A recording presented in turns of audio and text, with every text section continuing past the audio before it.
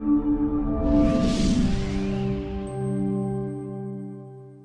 let me get started. Good afternoon, everyone. Let me quickly share my screen and do a quick introduction of the topic and our panelists as well. So today, Patients Engage is bringing a discussion on oral cancer rehab, as well as we're talking to a survivor who will talk about his passion now, which is Say No to Tobacco. Just for those of you who don't know, quick introduction, Patients Engage is an online platform where we believe that lived experiences matter. And if you engage with uh, patients, survivors, caregivers, you can get valuable information. And the more information informed you are, the better your decision making, as well as you feel empowered to handle your condition better. So as part of the series, we've started something called a Cancer Power Circle, and we've done now two webinars before this. The first one, we talked about breast cancer concerns during COVID-19. And then last month, we talked about preventing and managing lymphedema with Dr. Rohini Patil. And today we have with us Mr. Mehul Shah, who is a cancer survivor, who will talk about his experience with Urvi. And we have Dr. Meghna Maruti, who is an oral maxillofacial physician and radiologist at the Department of Dental Rehab Oncology at HCG Bangalore. She is passionate about oral dental management of cancer patients and has contributed in compiling the dental rehab oncology course at HCG Bangalore. She's also a faculty at Tobacco Cessation Workshop and an active member of the National Cancer Grid Eco Program. She's also published in various journals. And our team of moderators today is Urvi, who will lead the conversation with Mr. Mehul Shah, who's a parotid gland cancer survivor, and Dr. Sheetal Patel, who will again lead the discussion with Dr. Meghna Maruti. And I'm Aparna Mittal. So I will quickly stop sharing. Quick guidelines. This session is being recorded. If you are logged into Zoom, please post your questions on the Q&A. And if you'd like to introduce yourself, you can. I'll also be running a couple of short polls just to get a feel of what you're looking for. And if you're on Facebook, please note that only the first part, which is the presentations and the uh, conversations will not, the later conversations will not be streamed, only the questions, etc., will be addressed. And if you are new to us, we have a Facebook group called Cancer Power Circle. So if you're a cancer patient, survivor, or a caregiver, please join. And as always, you can write to us at editor@patientsengage.com or follow us on our various channels: Facebook, Twitter, Instagram, and now on YouTube as well. So without much ado, let me hand over, and I'll stop the video for me and let Urvi take the lead. Urvi, over to you. Yeah, so it's a Cancer Survivors Day, and I wish all the fellow survivors a very happy and healthy life ahead. Parotid gland cancer survivor with us. He's from Ahmedabad. So, Mr. Mehul Shah, let us go to the day you were diagnosed with this cancer, and please share your experience. Well, good evening, everyone. As Urvi ma'am said, that I was suffering from parotid gland cancer.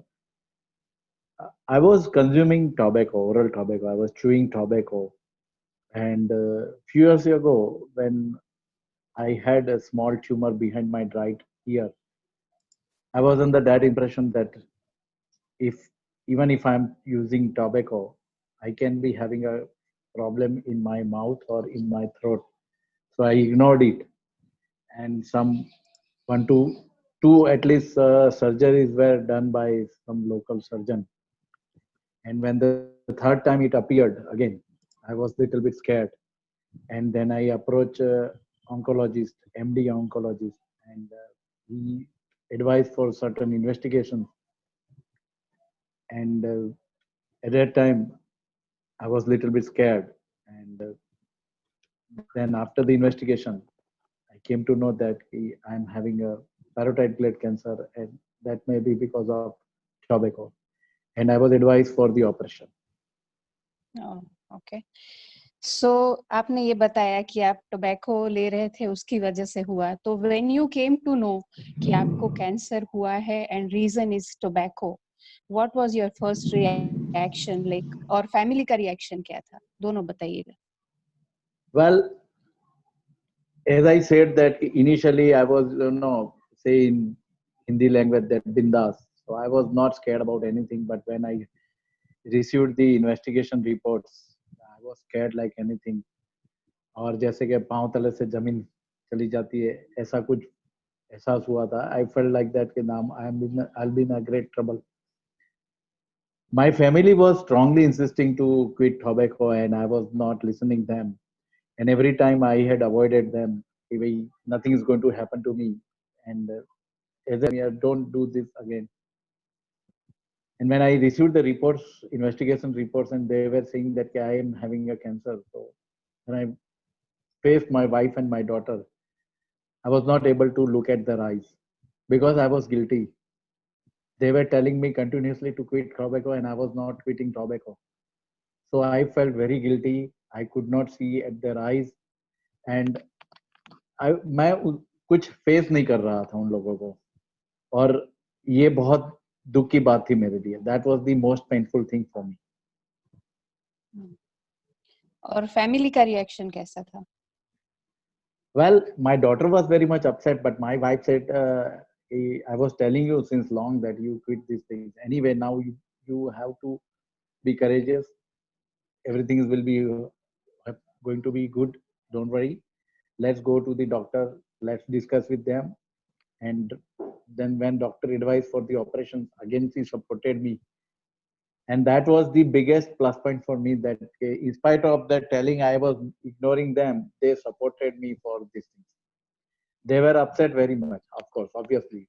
When your better half is listening this kind of news, naturally they will not feel good now, because they must be thinking that, okay, now what will happen to him, what will happen to us, like that. So those were the things, very painful moments. Right. And tell us about your treatment. Well, treatment, I was as I said, I was operated for the parotid gland. It was removed from my body. Then obviously doctors did very good job for me. They supported me like anything. Hospital has also supported me in all respects. But the physical treatment was equally important for me. But in my case was little bit different, because since the investigation report, I was down. I was feeling all the times guilty that why I had not listened anyone, and I continued to use tobacco. So after even operation, when doctor said, okay, now at present nothing is going to happen to you, you just go for the follow-ups, treatments, all these things. But I was mentally very down, and I was not coming out from that. So once my wife discussed this issue with one of the doctors in the hospital where I was treated and where I was operated. So the doctor advised, okay, you better, I'll introduce to some people. You meet them. So I met them.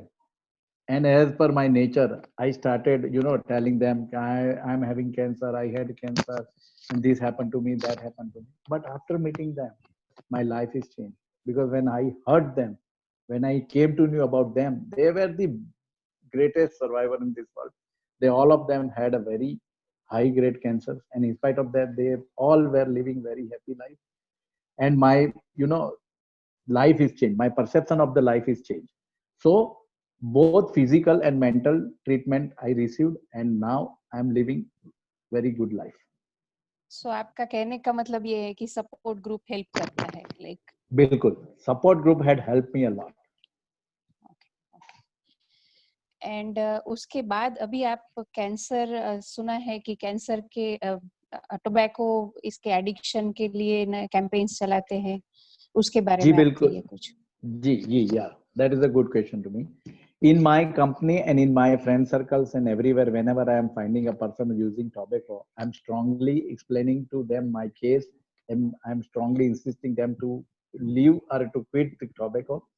In my company, I had a 2 sessions where those employees were taking the tobacco.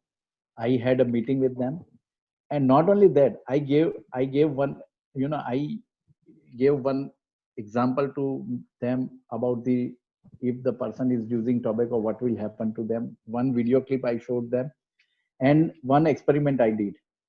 I told them, okay, do one thing, go home today, tell them, tell to your family members that today the doctor came to our office and they investigated all of us, and those who were having a those who were consuming tobacco, so they specially investigated them, and you tell to your family member that, okay, doctor said, okay, are you consuming tobacco? So I said yes. Okay, then you are having some problem. You झूठ मूठ में बोलो घर जाके, and then look at the eyes of your wife, your children, your parents. There's going to be a fear माहौल, बिल्कुल भय का माहौल हो जाएगा, सब लोग डाउन हो जाएंगे, सब डिस्टर्ब हो जाएंगे, मत करो. So I am doing this kind of activities with so many places and so many persons, those who are consuming tobacco. एक चीज मैं आपको बताऊं, there are thousands of eating things available in the world, but you will find only on tobacco's pouch statutory warning that kills and it is not good for your life. So tobacco is not good. That's why it is printed on those pouches. और आपने बताया कि आप ऐसे बोलते हैं कि ऐसा झूठ का भी फैमिली को बताओ. Does it really help? लोग जाके करते हैं ये? Honestly बताओ मैम, तो many of them had quit tobacco. Okay. They really experimented this experiment at their house. They found that their family was very disturbed for the whole night. They couldn't sleep for the whole night. Next day he said, I was lying, but now from this onwards, I will not have. And I'll show those people who had quit already tobacco in my company. Good. To certain extent, I was successful. Very good. And how is your life? अब आप कैसा जी रहे हैं? Well, अभी तो normal life जी रहा हूँ, बिल्कुल normal life. I'm going to my job, working for more than 9 hours in my office. Before my operation, I was associated with one dance activity. So still I am continuing that things. I'm going for dance practice also. And in my company, every year we are having a sports events and cultural activities. I am actively taking part into that activities. Not only that, in badminton tournament, I won the championship also. There were 112 participants, and out of them, I won the tournament. Right. So, fortunately, living good life. Very good. अब आपका ये question answers हम 2 question से खत्म करें. 2 questions for you. एक, आप जो अभी सफर कर रहे हैं, जो हु आर फाइटिंग कैंसर, उनको आप क्या बोलेंगे? एंड सेकेंडली, जो अभी टोबैको कंज्यूम कर रहे हैं, उनको आप क्या बोलेंगे? Well, those who are fighting with the cancers, I'll tell them that now the survivors ratio has gone up.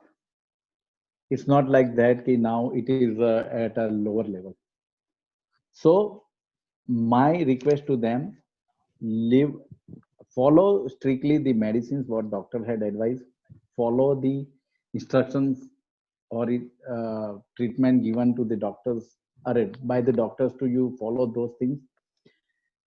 Those who are having a oral cancer, I'll tell them that it's very difficult for them to intake the foods, because many times they must be facing the problem, but still they shouldn't stop to take the foods, because intake will go inside, their immunity power will go up. So they must take the food also, those who are having an oral cancer. And they should go for yoga. They should be very positive, and they should try to live a good life. Right. So मैं ये थोड़ा हिंदी में बता देती हूँ. हाँ जी. नहीं, ये आपने बताया, वो थोड़ा हिंदी में बोल देती हूँ कि आपने बताया कि न्यूट्रिशन बहुत इम्पोर्टेंट है, सो जी बिल्कुल फूड इनटेक में ये नहीं करे, बिल्कुल बताया है डाइटिशियन ने, डॉक्टर ने जो बताया है वो लेते रहे, योगा या लाइट एक्सरसाइजेस करे, डॉक्टर ने जो बोला है वो ट्रीटमेंट बराबर से ले। Anything else I am missing? इतना ही बताया नो आपने? नहीं या बिल्कुल बिल्कुल okay, now Actually, I have a question. Can I ask, Mr. या Mehul? Please. Please I wanted to ask, one of the challenges for people is also tobacco cessation. And Dr. Meghna, if you would like to pop in, you can also join. One of the challenges is tobacco cessation, but you're saying that when people kind of see the light, are they able to stop, or is it difficult to stop, and there's a relapse in terms of just the cessation of, you can't just say कि हम छोड़ देंगे tobacco कल से, and one fine day, and कुछ लोगों के लिए हो जाता है, कुछ लोगों के लिए नहीं होता है. So what बहुत has लोगों been के लिए your नहीं होता experience? है, हाँ, बहुत लोगों के लिए नहीं होता है. So नहीं what होता has है been वैसे। your experience, Mr. Shah, and with also the work you're doing? no, this is very good question for everyone. I'll tell you. I'm just sharing my experience. Right. Whenever I try to convince the people to quit the tobacco, Mm. many times people, those who are below my rank, I'm talking about, if I'm talking about my office, those who are below my rank, they said, okay sir, from tomorrow I will not have it. And they were trying to see that they were not eating tobacco in my presence, but somehow कभी कभी वो पकड़े जाते थे. Then I was calling them, say, you promised me, then why you are doing this thing? They say, and it is a fact, I face the same problem. I'll tell you one thing, when you are eating a tobacco and when you leave the tobacco, you have a cramming like anything. बहुत pressurized cramming आता है कि नहीं अभी छोड़ो, जो होना होगा, I'll take again tobacco. Very heavy screamings are coming, very heavy pressures on your mind is coming. No, forget it, whatever will happen, let me have a tobacco. At that time you have to be mentally very fit. You have to convince yourself that no, come what may, I want to eat. And many succeeded also, many failed also. I had one person who was desperately wanted to quit tobacco. He called 5 times to me, Mehul भाई, वो non Gujarati था, तो मेहुल भाई मुझे छोड़ना है, मैं क्या करूं, मैं then I was telling him. He said, okay, from tomorrow I will not. After 5 days, he was calling, say, I'm on traveling. मैं आज कहीं ये जगह पे हूँ, बट मैं अकेला हूँ रूम में और बोर हो गया हूँ, मैं क्या करूं? तो मैंने आज ना टोबैको खा लिया. मैं बोला भाई क्यों? Does it mean that after taking tobacco your loneliness will go? Ma'am, many times people argued that I am having a finance problem, that's why I am taking tobacco and I am consuming tobacco. I asked them, are you getting this tobacco at a free of cost? It is not costing to you. One pouch is costing to you 6 rupees, and even if you are taking only 3 or 4 pouches in a day, meaning you are spending 30 rupees a day, so 1,000 rupees in a month. So where you are going to save your money? On the contrary, you are increasing your finance problem. Right. Many people are saying like that, no, आपको पता नहीं मेरे को क्या finance problem है, तो मैं क्या करूँ, ये मेरे को थोड़ा अच्छा रखता है. No, I said no, it's not like that. On the contrary, you are increasing your problem rather than decreasing. Right. So many people convinced with me, many not. I failed also. I'm not saying that 100% I'm successful. Right. I failed also in many cases. And still people are consuming tobacco. Yeah, during our sessions, one question people ask this, that बहुत ज़्यादा tension हो रहा है, tension बहुत है, काम का pressure बहुत है, so we have to consume tobacco. आप नहीं समझोगे. This is something very common, and at that time all I say is look at our prime minister. उनसे ज़्यादा है आपको pressure, उनसे ज़्यादा तो किसी को नहीं हो सकता ना इस देश में. तो he doesn't consume. ऐसे तो बहुत सारे examples है, जैसे मुकेश अंबानी है. There are so many who have much more pressure than you have. वो लोग नहीं ले रहे, then they are speechless. But yeah, एक tension की वजह से ले रहे हैं, ये एक हर बार आता है. No, it's an excuse, ma'am. I'll share my own experience. I was taking tobacco because every time I was arguing that मुझे टेंशन इसलिए मैं ले रहा हूँ. आज 5 साल से मैंने नहीं लिया, मेरा कोई टेंशन तो गया ही नहीं है. जो Right. है वो तो है, but on the contrary, I'm living good life. Right. But I think we also need to recognize, and I guess that's where Dr. Meghna, if you can come in, is I think we need to recognize that there is an addictive nature of nicotine. So I think we need to look at tobacco cessation and advise people to follow a program for tobacco Absolutely. cessations. But I'll let you Absolutely. talk, Dr. Meghna, on that. Yeah. It's very nice, sir, to listen to your experience, and it's really nice what you're doing. That you're actually, encouraging people to quit the habit. That's really nice. Thank you. So it is a very difficult task to make someone who's addictive with some substance which chemically makes them feel good in the head. It's very difficult and challenging. We need a multidisciplinary approach. We need a group of people like sir, who's a cancer survivor, who can talk to them. Like a lot of our rehab professionals, whether it's a psycho-oncologist, whether it's a psychiatrist, and the dentist, all of us come together to help a patient come out of it. So, you spoke about, tension. I think it's a very relative thing. Like, for me, something really small might be tension, but still it's, it's stress and it stresses me out. I don't have to be a big person in this country to have that stress, but something really small might stress me out.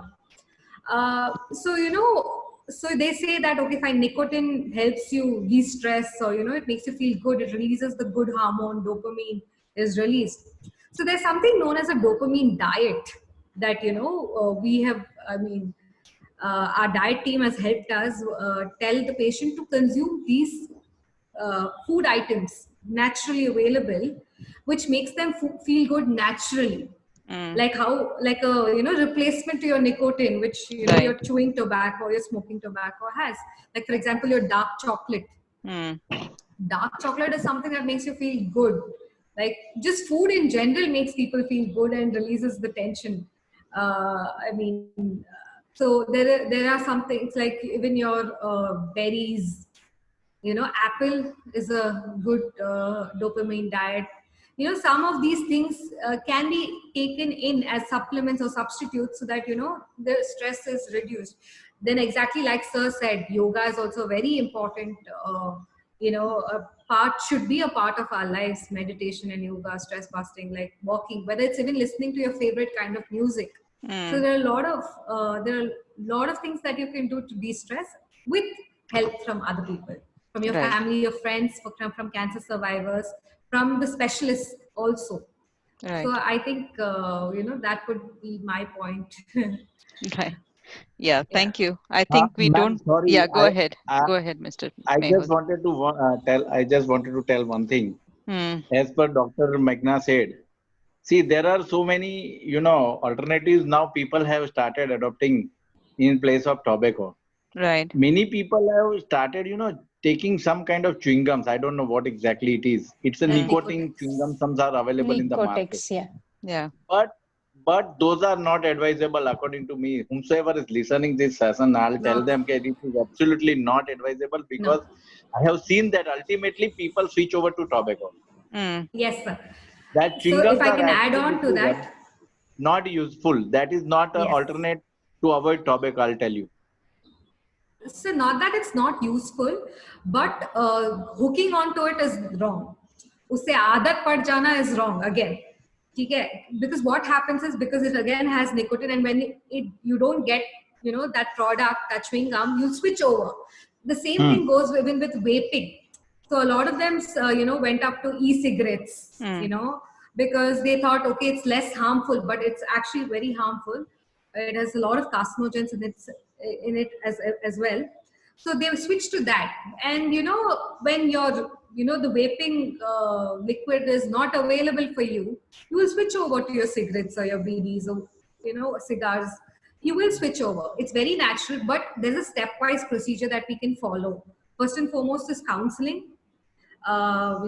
Acceptance that you have a problem, you have an addiction is very important. A lot of people are in denial. A lot of patients, oh, मुझे कोई आदत नहीं है. मैं जब चाहे छोड़ सकता हूँ. Yeah, मैं जब, I'm my own boss. Like I can do it when I want.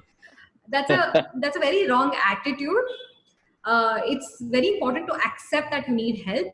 even for you to reach that phase of acceptance, there are professionals that can help you. Your psychologist will help you accept that, and you can get into that phase of sitting with them, talking to them, training with them, so that they help you leave the habit. And then you take psychiatrist support as well, so they will prescribe you certain medications, and it will be for a certain amount of time itself. It's not like over the counter you take your Nicotex and take it for however long you want. It's not like that. So there is a program. I would love to talk about this topic. Yeah, but actually, we should do another session, I think. Yeah, we should do another session. Yeah. Yeah, because we've also got a quick question on that, and I know you touched on it, but there's a question on whether e-cigarettes is safe. So if you just want to do a two-sentence on that. It's not safe. Right. Okay. Okay. Sorry, Urvi, we hijacked your session. Do you have anything else? No, nothing. But yeah, one more thing, like Dr. Meghna said about that stress and all. But some people, they say कि एक particular time पे मुझे इच्छा होती है लेने की tobacco, तो वहां पे मैं ये बोलती हूँ, correct me if I am wrong, because I council people, मैं ऐसा बोलती हूँ कि कोई बोले टीवी देखते हैं ना, वो टाइम पे इच्छा होती है, तो आई टेल देम कि टीवी छोड़ के यू टेक अ वॉक, आप बाहर निकल जाइए, वैसा करने से you'll क्लियर दैट, जो टाइम रहता है आधे घंटे में, 9 बजे इच्छा होती है, 10 बजे इच्छा होती है, so it helps. But if there is any other better thing to tell them, then please let me know. So there's always this thing. What happens is, especially smoking, it's a combination of things. They say like chai or sutta पीने से मुझे मेरा daily motions अच्छे से आ जाता है. Like there are these habits that people have. So it's about breaking the habit. It's about breaking that adjunct that is there. For example, a lot of them have this habit that pan shop gaye to pan bhi dalna hai aur sutta bhi peena hai. That kind of attitude is what they have, and it's also associated with friends. They'll only go and do these things with a particular group of people. It's associated with a lot of adjuncts, and alcohol. Alcohol is the biggest culprit and the worst adjunct actually with your smoking. Yeah, so some people only do social smoking, right? Yeah, social smoking, yeah. So all of this, it's always an adjunct. I'm meeting my friend after a long time. Oh, so he's my smoking partner, or so we do it together. These are the things. So it's about breaking the habit. So like, for example, if you have to have your chai and a smoke, just so your motions are clear. You can have something other than that, so that you can pass your motion well. Like, for example, have a papaya in the morning, or have 2 glasses of hot water. So there are a lot of adjuncts that you can speak with your dietitian, sit with them and tell them that, so that's why a multidisciplinary approach is very important. So in our hospital, the Tobacco Cessation Clinic is, it's a multidisciplinary team wherein a dietitian, a psycho-oncologist, a psychiatrist, a dentist, a yoga therapist, all of physiotherapists, because your chest expansion is very weak in smokers. So it's very, very important to, stabilize their chest. So, all of us come together to help a patient. So it's very important. Everything can be taken care of with a group approach. And also with, sir, like Mehul sir, people like that are there, and a platform like yours is there. I think we can do wonders. Thank you. Thank you. Okay, I guess we should move on to the second part of the session. Thank you, Mr. Mehul Shah, for sharing. I'm sorry, there is a time constraint, but I have one question which is going to be very important for me. Can I ask one question? Please, please, please. Absolutely. My question is to Dr. Meghna.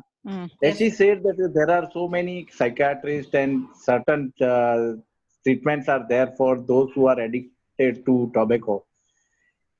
Is it, good, and is it effective or not? Because if it is effective, I can recommend so many people to approach those kind of experts, so at least they can come out from this bad evil. It is effective in the sense there's a lot of conditioning that goes on with your patient. Like, you have to condition them, you have to counsel them and their family. So, that's when it all works as a team. एक हाथ से कुछ नहीं होता है. So it's, Bilkul. Yeah. So it is, but also, I will tell you something. The sad part of it is I don't want to keep anybody in, a very happy, glorious kind of thing. I want to tell you the other dark side of it as well. There are patients who quit, for a certain period of time, and then once they start recovering, your doctors will say, "Abhi normal zindagi jiyo aap." उनको normal क्या लगता है, पहले क्या करते थे वो normal लगता है उनको. So then what happens? The whole point is defeated. For them, they'll think normal means I can go back to my habits also. It's not just the way I live my life, but I can. So it's very important that every time we talk to the patient and ask them that they have not gone back to the habit. Follow-up is very important, sir. Done. Thanks a lot, ma'am. Thanks a lot. You're welcome. Thank you. Thank you. Thank you, everyone. Thank you, Urvi Mr. ma'am. Shah. Thank you so much Thank for you. coming and Thank you, sharing your Aparna madam. experience. Thank you. Thank you. You can stay on, Mr. Shah. I'll just take your video off so that we'll just all Sure. go off video except doctor. Okay. Sure. So we'll move on to the next segment where Dr. Meghna Maruti will talk about rehabilitation of for oral cancer. Doctor, are you sharing a slide? Yeah, you started Yeah. that. Okay. Can you see the slide? Yes, we can see the Yeah. slide. Okay. Good evening, everyone. I'm Dr. Meghna. I'm an oral and maxillofacial physician and radiologist working at HCG Oncology Center in Bangalore. Today, our topic for discussion is oral cancer rehabilitation. So I would like to tell you brief statistics. I know statistics are boring, but then, oral cancer is currently the second most common cancer in India, according to the latest statistics available from 2018. So it's mostly seen in males above 40 years of age. You can imagine about 20 individuals in about 1 lakh develop oral cancer, and the most common site is the tongue. So, day in and out, a lot of people are developing oral cancer. And why is it so? Why are they developing it? 90% of the cases are because of tobacco consumption. So recently we celebrated World No Tobacco Day on 31st May. It is a very good initiative, to stop this, bad lifestyle habit that people have about, smoking and chewing tobacco. So what is oral cancer? Oral cancer is cancer affecting the oral cavity, which comprises of your upper lip, lower lip, your cheeks, your jaws, upper and lower jaws, your gums, your tongue, the sides of the tongue, the upper part of the tongue, and the lower beneath the tongue, and also your tonsils. So this is the area which the cancer develops. And what is cancer? To be very short and precise, it's something unwanted in the body. It grows uncontrollably, and it comes off across as an ulcer or a tumor or a mass. Okay. So what are the different cancer treatment options? Like I think most of y'all will already know or would have already undergone like a surgery or radiation, chemotherapy, or a combination of all of these things. Of course, right now there is something new known as hormonal therapy and immunotherapy also that is being done. But oral cancers, you do not require bone marrow transplant. So that I will just skip that. Now coming to the main topic, I want you all to understand what is rehabilitation. So what is rehabilitation? According to the dictionary, the definition of rehabilitation is the action of restoring someone to health or normal life through training and therapy after imprisonment, addiction, or illness. Here we talk about addiction or illness, okay, and how is it done? When it comes to oral rehabilitation, what all do you have to rehabilitate? You have to rehabilitate the mind of the patient. Even a small thing as breaking the news to the patient about oral cancer has to be taken care of, or even conditioning them how to take care of themselves or how to live with it, or emerge successfully as survivors is very important. So we have to address their mind. Then how do the speech might be hampered. We have to address the speech. So we have someone for that as well. Swallowing, like Mr. Mehul rightly said, it becomes very difficult for them to eat. So, you know, swallowing has to be rehabilitated. Jaw movements will be affected because of your surgery, because of the tumor itself, or because of radiation. Jaw movements, your tongue movements, depending on the site of the cancer, those particular area movements will be affected. So jaw physiotherapist is very important. Your diet, what you take in. As you know, that most cancer patients lose weight. There is loss of appetite. So the disease itself is causing so much harm to you. So it's very important that you take the right kind of diet, you nourish yourself well. Then pain. People have immense pain, like after surgery, you know, they have pain after radiation, they have pain, chemotherapy, they have pain, they have multiple ulcers in the mouth, there's pain everywhere. And you know, it's very difficult for us to even put ourselves in their shoes because we don't understand the kind of pain that they're going through, but it is real. So there's pain, so there's somebody to manage the pain. So there is a specialist for that. Again, your oral cavity, your oral hygiene, and you know, maybe you've already had poor hygiene before undergoing cancer treatment, or you know, you now don't have a good oral hygiene because you're not able to access the areas to clean it well. So oral hygiene, we dentists come into play to take care of that for you. Then of course, stress. Stress is a big part. You know, you're so stressed and tense and feeling terrible that, you know, you had this deadly disease and, you know, you're trying to come out of it. So yoga is a very good way to make you come out of it successfully again. So now I will be mostly concentrating the oral part of it. But before that, I want to introduce this new term to you all called prehabilitation.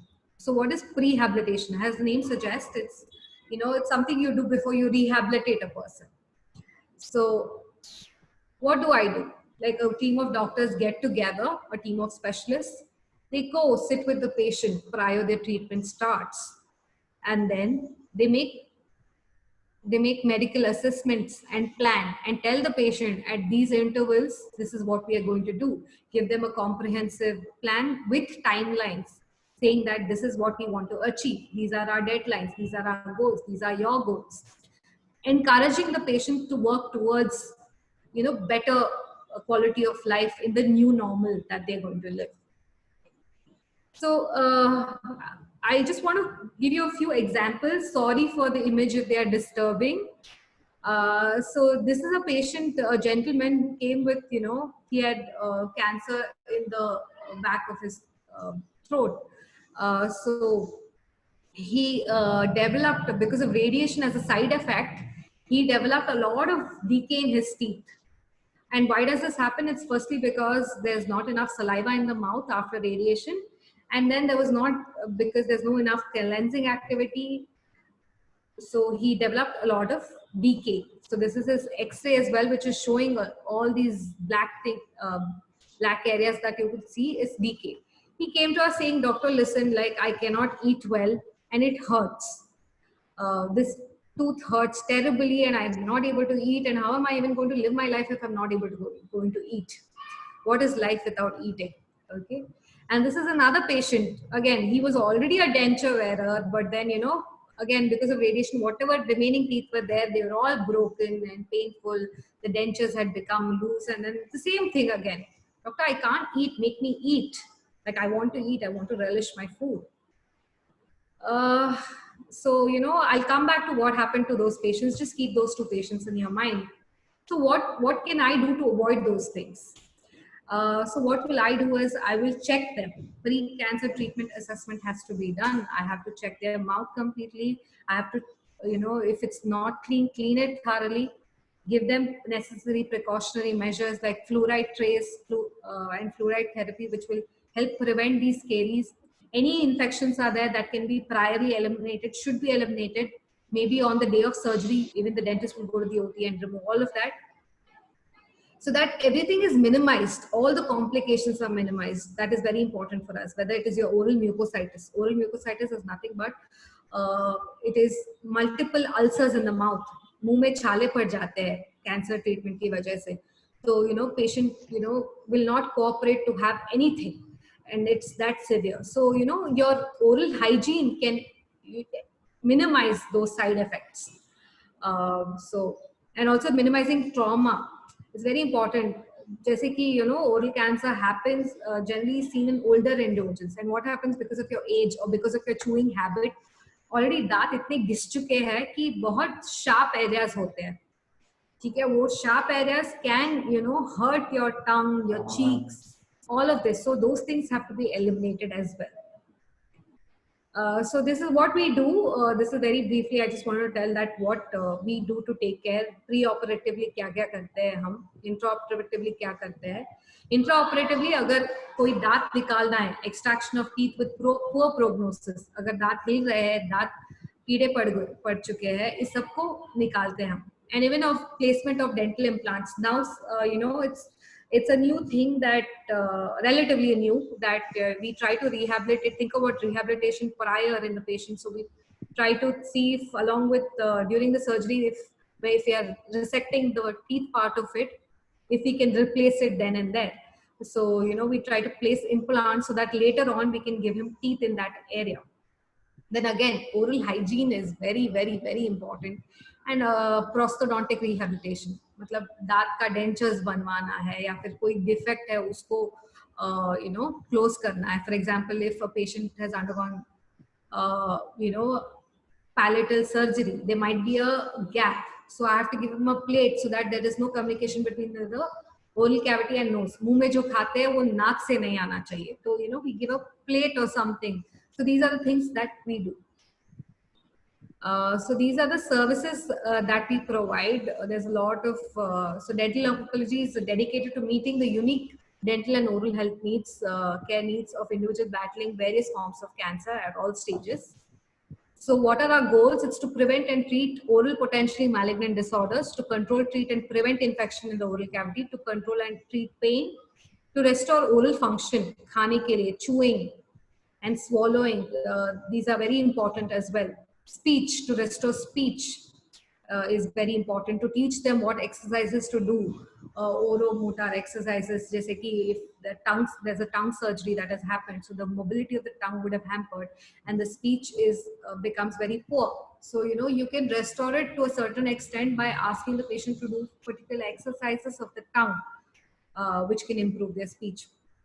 So these are the various, and simple think about just fulfilling somebody's aesthetic requirement.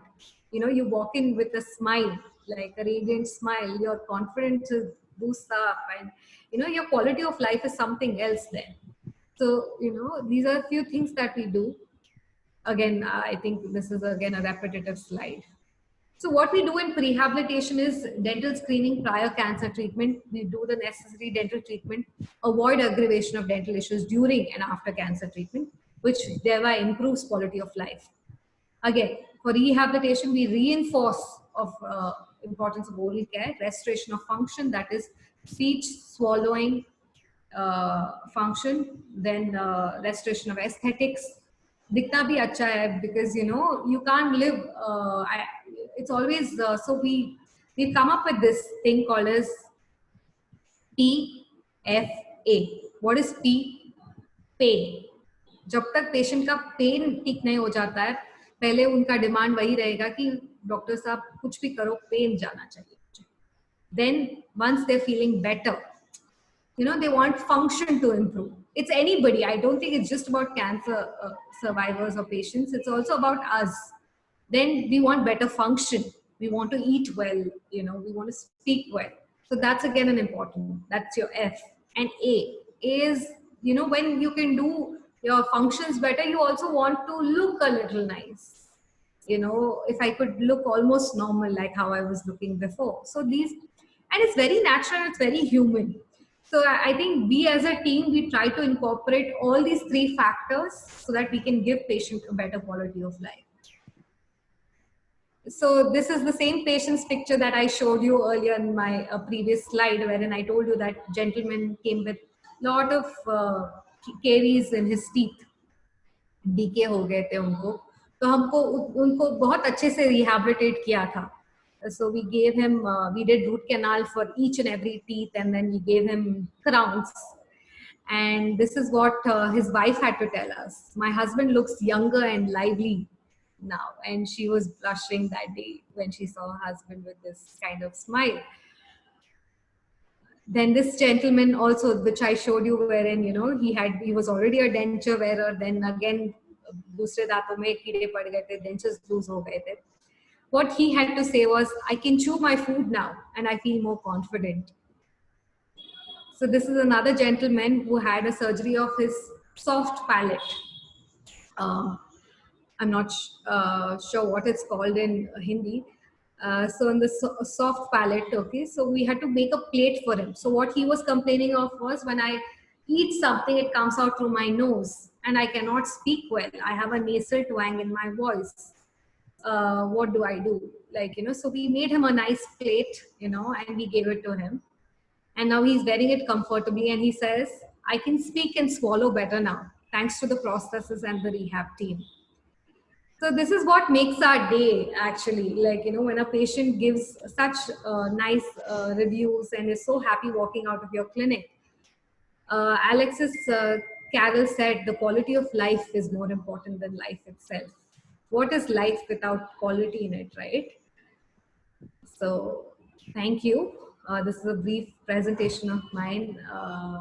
I'm open to taking questions. If a patient is not sent to you for prehabilitation now, when is the ideal time that a patient should be sent to you? Is it like soon after diagnosis, or after surgery, or after any kind of treatment?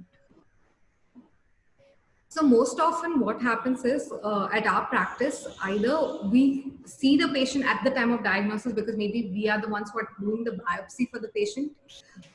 So maybe our connection with the patient starts in the beginning as well. But if it is not that, in our hospital, it is a mandatory protocol that, as soon as the primary surgical team sees the patient, that is the head and neck surgery team sees the patient, they refer to all the rehab teams. We already, we have a WhatsApp group. We get the message, okay, this and so patient is here and the reference has been given. Please meet with them. So we make it a point that we meet the patient that time itself. So prehab as itself means meeting the patient prior, sometimes even before the disclosure to the patient that they have a certain disease. Before the diagnosis is disclosed. Yeah. Okay. Disclosed. So there is a team called a psycho-oncology specialist. So what they do is, a lot of times when it's a difficult scenario to break the news, so that team of doctors help us in breaking the news to the patient. So, we work as a team. Every team has their role to play, but also we have a cumulative outcome, or, we come out of it together. So, they help us. So then there's assessments from various teams. So speech and swallow assessment is also done prior, because we need to know before the surgery how his or her speech and swallowing mechanism was, so that we can train them. And also, a comparison. Are we able to achieve as much? And also to show the patients, we record their speech. We record videos. We ask them to say a few syllables, or like few words or a few paragraphs, is asked to be read out, so that we can compare that, before surgery or before radiation, before chemo, how it was, and after how it is. It's always a comparison, so that even the patient is feeling better about themselves, or they know that where they have to work harder, and for us also where we have to work harder. So for your question precisely, prehab is when we see them before. Anything after any form of treatment will be rehab. So prehabilitatively, we do the assessment, but then we start treating them post. But in dentistry, it's a little different. We treat them a little prior also, because if they're already having any pre-existing dental issues, we try to treat them then itself, because it becomes difficult. Okay, and I'm assuming almost all oral cancer patients come through to you at some point. Yes, they do. They do. Especially prior surgery or radiation or chemo, oral hygiene is very important. The better your oral hygiene, the minimal chances of complications through all your cancer therapies. So it's very important. And there are a lot of contraindications after a few cancer therapies to do or not, to do a few dental procedures. So that is why it's very important for us. For that rehab period is very important for us. I can imagine. Right. So, according to you, in your experience, which type of treatment requires the most amount of work from your end as far as rehabilitation? So from our end, which requires the most amount of work, if a patient already has a lot of decayed teeth, and they are in that situation where it cannot be removed, but you will have to do root canal. So that might take multiple sittings. Also, one more thing is rehabilitating them when they have a missing part. So, for example, in a surgery, part of maybe like the tongue is resected, Right. or even their palate or the soft palate is resected, or even their jaw is resected. So to rehabilitate these parts is very challenging for us because the mouth opening might be constricted later on after the treatment because few parts of the nerves or the muscles are removed as well. So the opening of the mouth is not as good for us. Everything depends on the mouth opening because we have to access that area. Even though there are newer technologies where you can do 3D printing and all of that, but still, if we have to give any prosthesis, it has to, we have to have enough mouth opening. So that's where, so we'll have to wait for a lot of time so that we ask them to do jaw exercises, strengthen their muscles, open well, so that we can do our procedures inside their mouth. So then, staging of the cancer probably makes a lot of difference, right? I mean, somebody who's got an early cancer probably has less, It's easy. Yes. Issues of a smaller tumor being resected, if that, compared to somebody who's got stage 3, stage 4, right? Absolutely. Like I said, no, the jaw part is removed, then it becomes very challenging. But if it's a small tumor on the tongue that is just resected, it's a lot easier for us to treat or rehabilitate that patient. So does age sort of help in rehabilitation? Do you find that maybe younger patients are more willing and compliant, or is it the older patients who are more? Absolutely, because yes, younger patients tend to be more compliant and tend to be more, more towards like, yes, I want to get this done. I want aesthetics to be better. I want to, they're more for rehabilitation. Older patients, I wouldn't generalize, but then there are some of them who will be like, no, I'm okay with it. I don't need more. I've already gone through so much. I don't want to go through another procedure in my mouth just so I can eat better. I'm okay. I can live with this. So there is that as well in older people, and but then youngsters are more keen on rehabilitation and getting back to normal, as per my experience. But there are obviously very enthusiastic older individuals as well who want everything, and I kudos to them. And they actually listen to you. They come for your appointments on time. They sit with you, and they tell you that, doctor, like this is not right. Like, can you change it a little bit? I like it this way better. And really nice that I see that zeal for life when you see it in older individuals. Right. I'll also let Urvi or Mehul Shah kind of join if they want to. So I'm just telling you guys that it's it's your choice. Also taking questions from Facebook. So if there's anybody on Facebook who would like to ask questions, please do go ahead and ask. Sorry, go ahead, Sheetal. So like you mentioned, there are multiple issues that tend to happen, right? It's never just one thing. If it's a sore throat, then there tends to be ulcers, there's bleeding, there's pain. Right. So when there's so many things involved, there's so many things happening at the same time, it's also difficult for the patient to manage alone. And then they may also require care providers to, take on some of these things. So, but I feel like that's not always feasible. Not everybody has a family member who can do that. And because it's an oral issue, the patient needs to do things like, on their own. So how do you suggest patients manage it on their own? And secondly, how can you ensure compliance, in such cases? Okay.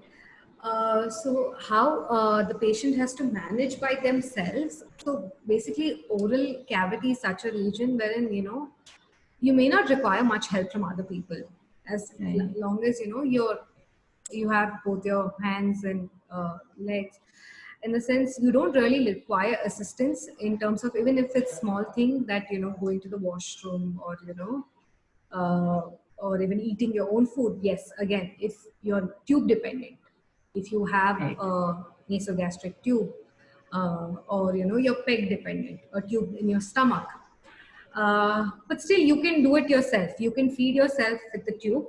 We train them such. Our team is good enough that we make sure we sit with the patient, we ask them to eat in front of us. Okay. We have a speech and swallow team who are uh, excellent. Like they have their own studio kitchen, and they make the patient sit there and train them to eat. So those follow-ups are very important, so that the patient becomes self-dependent. He's independent, and he does everything by himself. So for us, the basic thing is communication and eating food. So these are the two things that we have to give training for. And that's where your speech and swallow therapists come into play. And as far as they're able to make their own cooking, whatever little they can, whether it is taking a malt or porridge, whatever they're comfortable having initial days, if they're able to cook, then it's fine. So that way they are self-sufficient. But initial days of surgery, especially if they've taken a flap from their leg, it may be difficult for them to walk. So you'll have a physiotherapist coming to you and help you, train you walk. So I think that way for oral cancer patients, they can be independent. It's only about communication and eating. If that is taught to them by a rehab specialist, nothing like that. They can manage on their own. Until unless they're really weak, we would suggest that there is a home care provider. In the sense, we have home care service providers as well. I think there are a lot of channels wherein home care providers, home care nursing, institutions that take care of these patients, or even hospice centers are there. Uh, but most of them, to answer your question, I think most of them should be able to manage on their own after being rehabilitated. I had one question. Can you explain what halitosis is, and that is it always a sign of infection? So halitosis is bad oral odor. Okay. So it can be because of various reasons. It could be maybe because of what you've eaten that day as well, like your onion, garlic, as we already know that it causes halitosis. It could be because of poor oral hygiene. There are a lot of deposits in your mouth. There are a lot of bacterial colonizations. Most often it's because it's a sign of infection. It's a sign of some sort of breeding area for your bacteria or your fungi. But there also can be simple things like people don't forget to clean their tongue. Most often the tongue is forgotten to be cleaned. So there's a lot of accumulation in between your taste buds that are there on your tongue. There are a lot of accumulation of deposits. If you don't clean them, they start breeding there with the bacteria, and then there'll be some sort of foul smell. And then again, even your dental caries, teeth decay can also cause bad halitosis. Halitosis also, it's a very interesting thing that you asked me. I can go on about halitosis because it was my library dissertation actually. Oral malodor. So also it's because of your internal condition as well, your systemic condition. If you have a pancreatic problem or a renal problem, or even your GI problem as well, you can develop halitosis. So there are different odors which is associated Right. with disease. But most often, in most people, it's because of poor oral hygiene. Right. And also maybe tonsillitis is again a combination. No, I asked because so my father-in-law was a oral cancer patient, and so Okay. whenever he had halitosis, we would always be wondering what what has happened. Do we need to take him to see somebody, or is it something that we can Yes. manage with those candid mouth paint or things like that? So I think it was something that also increased more towards the end when his cancer progressed. And I think Okay. that started happening Right. more maybe because of low immunity or Right. frequent just fungal infections. So cancer itself, like grows out in a fungating mass. Okay, Hmm. and there might be some sort of an infection as well because already you're immunocompromised in that region. So Right. there sometimes there's a lot of dead tissue lying there Yes. uh, as well as an super added layer with your bacteria and fungi. So that itself gives that smell. Hmm. And whenever you sense a strong smell, like always get it checked because there might be a chance of infection. If possible, get a swab of that, and culture and sensitivity can be done, and antibiotics can be given accordingly. So these are the things that we do. Keeping that area clean, even the surgical site, we tell the patients how to clean it. Wrap your fingers with the gauze and then try to clean that area. You can see that slough like coming out, like phlegm. Like when you Right. have a Right. bad cough, you cough it out. Something like that comes out. It's a lot of those mucoid, resting on those surfaces also can cause that smell. So cleaning is very important. Actually, I think I forgot to put a slide on how to clean. I Clean. can go extempo if you all would like. Yeah.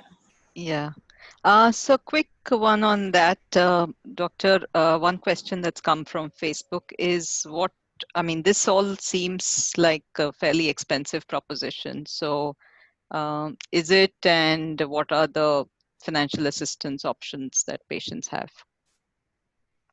Okay, it's a good question. So we're working on it. So the thing is that rehab, as such, as far as I know, I can speak for dentistry. That there's no, insurance aid that is provided in our country. Mm, In our country, like dentistry and dermatology is considered cosmetic and rarely insured. Uh, so what we try to do is to minimize that baggage of the cost burden or financial burden. What we do is that rehabilitation period helps them a lot.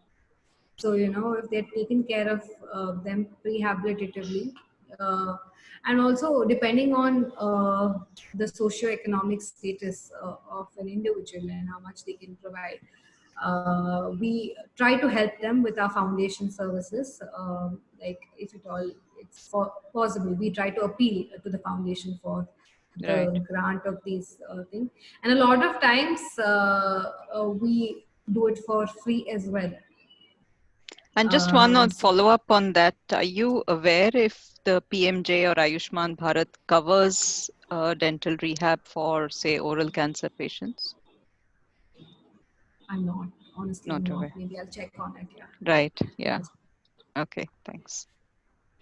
The other question was that if it is a late stage oral cancer, you know do patients who are, say, on palliative treatment, etc., are they still doing oral rehab as well, or Uh, dental so rehab? so what happens is that's a very nice and sensitive thing that you ask. So in palliation care, a lot of family members want them to live their best. Mm, So you're not happy with your teeth, you're not able to eat well. Let's at least do that for you. mm, So a lot of husbands or wives or even children, they come to us, no doctor, you do it, it's fine. Like as long as their medical reports are okay, their blood picture is okay, and it's indicated, we go ahead and do it because they want to give that, the mm, family wants to give them those good quality for till the end of whatever it is. So we do it. We mm. we do provide care for them. Okay. Okay. And I think when you know it's palliation, you might as well live your life, right? Right. Like, I mean, this So is what happens. this will not be seen as, I mean, this is seen as contributing to quality of life and not necessarily as additional complications. No. So if you know it's going to complicate it, the first and foremost rule is do no harm. Mm, Like, if you know it's going to complicate the condition, do not do it. okay. But if you think it will improve their intake of food, Mm, or they'll have that sense of eating better, then do it for them. mm, But if you think he's going to end up having more ulcers in the mouth, he's going to end up having more poor oral hygiene, he's not be able to maintain it, then don't do it. right. Right. Yeah. It's Okay. all a very relative thing. Like, Mm. it's customized according to person to person. So, yeah. And is there again, I mean, obviously you've said ideally kind of the prehab should start before the surgery and before the cancer treatment. But supposing Yes. people were not aware or they couldn't afford or they just didn't want, like we see in breast cancer, right? Often people will not do breast reconstruction at that time. But maybe a Right. year later, 2 years later, they kind Right. of think, okay, maybe it's a good time to think about it. Is there a similar, equivalence for oral cancer rehab as well? Yeah, there is. Based on the cost itself, and many of you know dental treatments and dental implants cost a lot. Hmm. So, so what the patient says, no, right now my surgery is costing me this much. I don't want to place an implant along with it during the surgery because I'm financially not doing well and my insurance will not cover it. Right. So they're very vocal about it, and they'll be like, doctor, I'll come back to you. So so basically there's a contraindication after 6 months. For 6 months after radiation, you're not supposed to do any major surgical procedures in the mouth. Hmm. So implant is one such procedure wherein you have to drill inside the bone. So you have to wait, and there are different schools of thought where various physicians have various things. Some say 6 months, some say 2 years. Till 2 years, don't do anything. So according to them, so then we wait, and then as of now, we've placed for one patient, patient specific implant for one patient after 2 years of his radiation therapy. Finally, after his radiation oncologist gave us a go signal that you can go ahead and do it. He's a very young chap, so he's right now happy. We have yet to place teeth on it, but we placed the implants for him. Right. Right. And So we did it later for him. if they can't do the implants, etc., would you still advise that they see a therapist for speech and swallow therapist and things like that? Yes. Yes. So, if you Yes. can just shed a little light on what all they can do if they can't afford, Right. things like what you're talking about. Yeah. Yeah. So speech and swallow is very important. Before that, your oromotor exercises. Your physiotherapist and your dentist can teach you what all exercises you can do to improve your mouth opening, and to also the movements of your tongue, so that you can have good food. So chewing is very important. For that, you need to open your mouth, and few oromotor exercises, just like simple thing like opening and closing it, for about 5 minutes. Do that exercise in 30-second interval for 5 minutes for at least 3 times a day. Okay, these are the simple things even your primary doctor will tell you.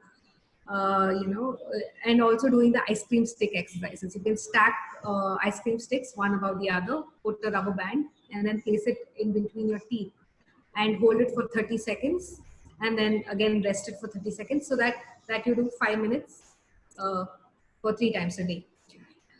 So this is one exercise. And blowing your cheeks, like blowing your cheeks is also very important for your cheek flexibility. Then protruding your tongue and putting it in, touching the palate with your tongue. So these are the simple exercises that can be taught to you. Then swallowing. When it comes to swallowing, first and foremost is we teach them to swallow their own saliva.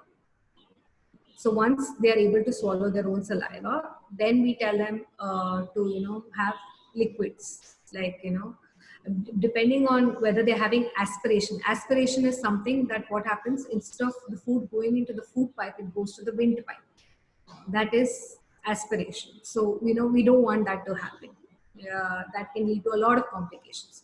So a lot of times because of the surgery, the nerves are a little impaired. So what happens, sometimes that tends to happen. There is aspiration. So we teach them whether to elevate the neck and then swallow.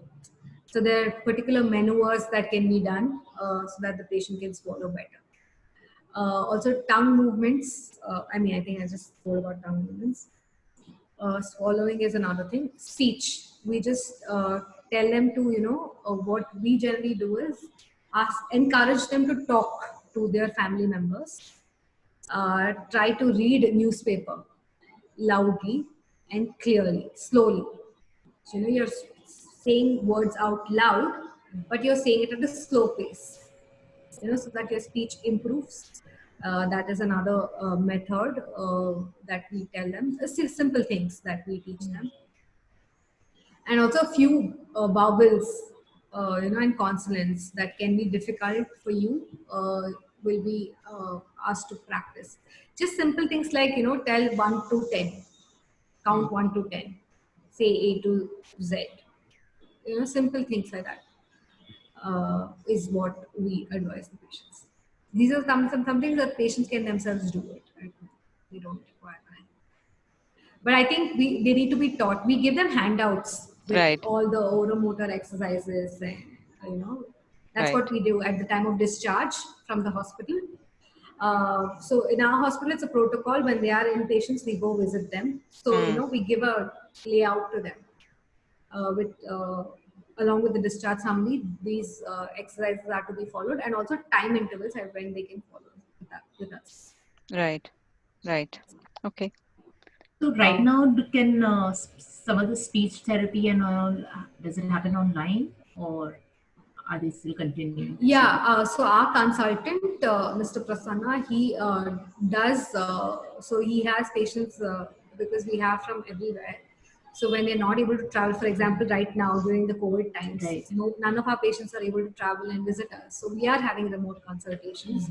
We are having video consultations wherein, he is sitting down with the patient and, he's teaching them how to eat and talk. And also, to even for tracheostomized patients who have a tracheostomy tube.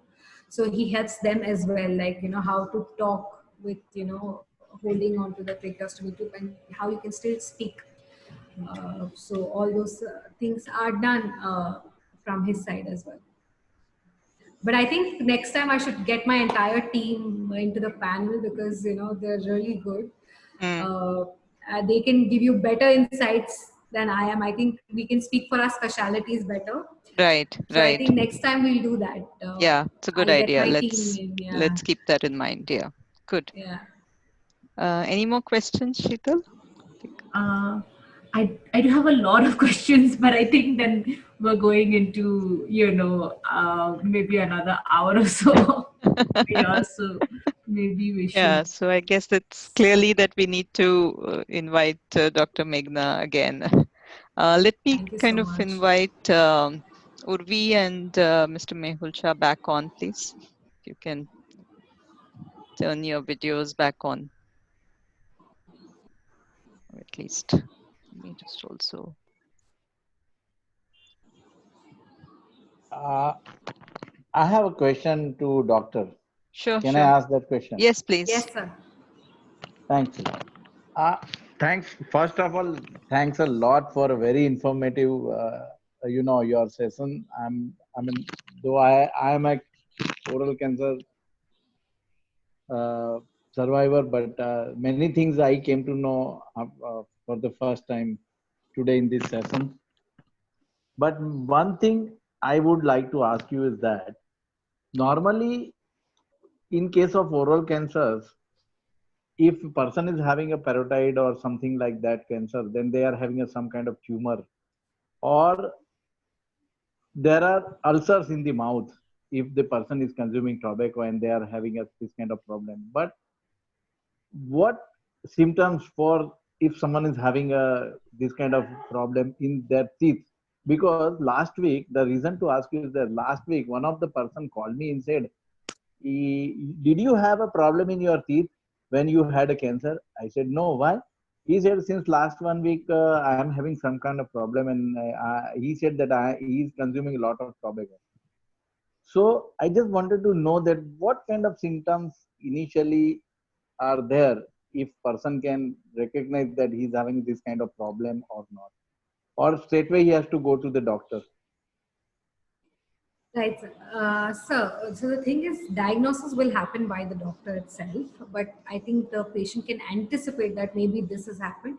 But I think that will add only panic to him, because the symptoms that are associated with cancer and teeth are associated with other things as well. So, for example, if there is a tumor in your jaw, that might lead to some amount of inflammation that can happen because of that also. But it's always better to get it checked. So many times, oral cancer is caught by the dentist first. So dentists are the first Okay. people to, catch it, because that's the area that they look into so closely and they know it so well that anything abnormal they can point out. Uh, So is it because a those problem are the in most India second. where, it's not yet a habit for people to go for dental checkups? So is Right. that a reason why oral cancer detection tends to be actually quite late Delay. as well, Little delayed? later stage. Yeah. Yeah, but also contradictory to that, most cancers, yes, they are detected at a later stage, because until unless symptoms don't crop up in the initial stages. But contrary to that, actually, oral cancer is one of the areas. Oral and breast cancer is one of the areas wherein you can catch it at an earlier stage, Mm. because you can visualize, and you can inspection and palpation can happen in these areas very well. So clinical examination itself most often can be just enough to diagnose. But yes, like you said, it's very rare. Only not everybody, until unless they have a tooth pain, they'll never go to a dentist. So Thank you. that is there. That is there. But so, like for you, your question, yes, the shaking of teeth is one of the associated symptoms with cancer that can occur, especially when it's associated when the swelling is right near, or the ulcer is right near the tooth. Yes, maybe when it starts shaking, there's something to worry about. Then there are so many cancers associated with teeth. We call it as odontogenic carcinomas or sarcomas. These are the cancerous growth that happen because of teeth. uh, when there is an unerupted tooth, the tooth which is not come outside your oral cavity, and you have a swelling associated with it, then you might have to suspect a malignancy. Most of it are benign, but they can be malignant transformations as well. No, actually, So, no. A few years ago, one of my known person had a cancer in his teeth. Then he went to the hospital. Hospital operated him. Then they advised for a chemotherapy. yeah. Unfortunately, he ignored chemo and so many things and treatments and follow-up. Sorry to say that, but he didn't survive then, because again it reoccurred, and then finally he had no option, and his family lost him. So last week one guy called me, so I straightway advised him, "Okay, you better go to the either Yes. dentist or any oncologist, because I am not the doctor. I cannot say anything about it. My experience is different. Your problem may be the different." Right. But he said, okay, no, this is a COVID situation and no doctor is available. I said, then you go to the public hospital or go to Right. the multi-specialty hospital, because uh, I am not the doctor, so I cannot say even 1% about it. Right. So But when you people are, you know what is happening? People are, when they are having a problem, then they are like me. I did the same thing, and they still people are making the same mistake. When they are having the problem, when coming to know about the problem, then they are being scared. He is scared now. So 2 times in a day he called me. He's a mule. What shall I do? I said, I'm not the doctor. I cannot say anything about it. You better go to the symptoms. Even I don't know about the symptoms also. I said, okay, I don't know what kind of symptoms there can be. See, one thing I'll tell you, sir, your friend already has that fear. He knows that his habit, has caught him in a wrong place, and he'll always have that fear of getting something. So I think that's the right place to catch them when you see them fearful. Like tell them that abhi chhod do aadat. At least now you leave the habit and go get yourself checked. uh, because like I said, a lot of things appear differently. Like even a diabetic will have a loose tooth and gum swelling, but it doesn't mean he has cancer. But a cancer patient can have some ulcer or a swelling and have loose teeth. So it's very important for a professional to look at it, and at the end of it he requires treatment, so it's always better that he goes to a professional. And that fear is very normal, sir. Now, for example, in this COVID situation, if I feel, oh, I think I have a sore throat, I start getting scared. Where I'll No, catch but, this infection. It's very human. Yeah. I should not advise anything because I am not doctor. If I advise something wrong, So your best advice is to tell him to go to the doctor. that is what I So did. it's a good That is thing what I that did. he's calling you. I Yeah, did the and I same think thing. what I you told can him, you do, better I, go. I guess, Mr. Mehul Shah, is you can advise them to set up a teleconsult or a video consult as a Yeah. first step. Okay. Because people are Okay, scared I of missed going. that. Yeah, so Okay. it may be a good I idea missed for that. them to, just do a teleconsult, and then the doctor will say, "Ke, aa jao, nahi aao," etc. Then it's much more easier for the patient to Yeah. decide and ask a doctor, is it safe, and so on. So, I'm Thanks asking a for lot the of good patients to send images, mm, take pictures of the Okay. mouth and send it to me. And we can have a yeah, video. yeah.